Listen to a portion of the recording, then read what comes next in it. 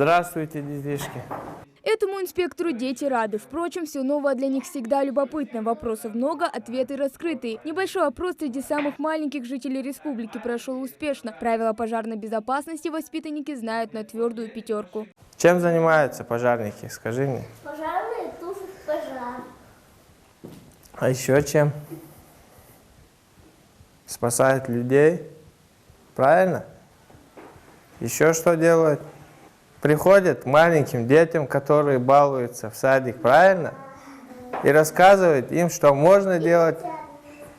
Котят спасают? В первую очередь при эвакуации вывести людей, а затем потушить пожар. Больше всех правильными ответами отличился Халим Катиев. В свои 6 лет мальчик твердо решил, кем хочет стать. Правила поведения при чрезвычайных ситуациях давно усвоил. Я хотела стать пожарником. Почему?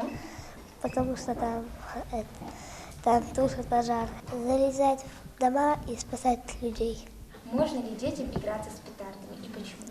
Нет, нельзя, потому что может произойти пожар. Да, а сам когда-нибудь игрался? Нет, Честно? честно. Открытый урок сотрудники МЧС приурочили к Всероссийскому дню обороны, который отмечается 1 марта. В ее состав входят противопожарная служба, авиация, войска гражданской обороны, поисково-спасательные подразделения и МЧС. Ежегодно огнеборцы тушат сотни пожаров по стране. Также проводят немало вот таких внеклассных занятий. Дети пытливые и стараются всегда все узнать, посмотреть. Поэтому, когда видят, что мчится боевой расчет на пожарной машине, чтобы они не подбегали, не интересовались, потому что бывают случаи, когда мчится пожарная машина и навстречу бегут дети, чтобы посмотреть, что за машина, то, что им интересно.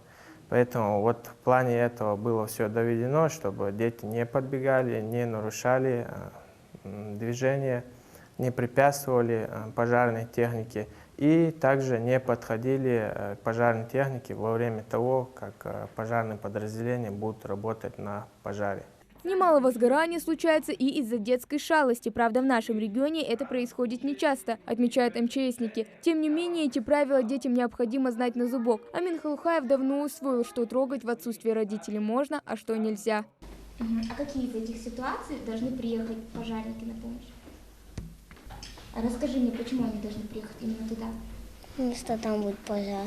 Спичками нельзя играться. А тут что?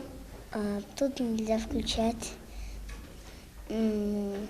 печку, стиральную машину и... А стиральная машинка может загореться? В общем, самое главное при возникновении пожара сразу же позвонить по номеру телефона 101 или 112.